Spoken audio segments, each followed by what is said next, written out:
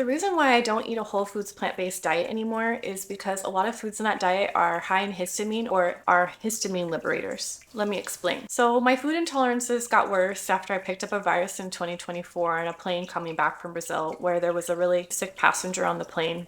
And I had already been experiencing sleep disruption 3 years after COVID, but when I picked up that virus, my sleep issues got even more complicated. And then I got even more desperate to figure out what's going on. One day I saw someone mention the words low histamine diet in a comment in a forum, and I thought to myself, this probably won't work, but I'm gonna try it. I had already tried the paleo autoimmune protocol. I was eating a healthy vegan diet most of the time, and I had cut out gluten and dairy, so I thought I had already been doing enough when it came to my diet. But after 4 days of cutting out all the biggest offenders on the high histamine foods list, I noticed that my sleep had improved. In fact, it was shocking to realize that some of my absolute favorite healthy foods were causing me to have an immune response, wreaking havoc on my sleep and even impacting my breathing. It took a little experimenting, but a little while later, I figured out that beans are a big part of that equation as well. And that's because it turns out that beans are histamine liberators. If you are familiar with a whole foods plant-based diet or nutritarian eating, you know we eat a lot of beans. And if you can tolerate beans, you should be absolutely eating them.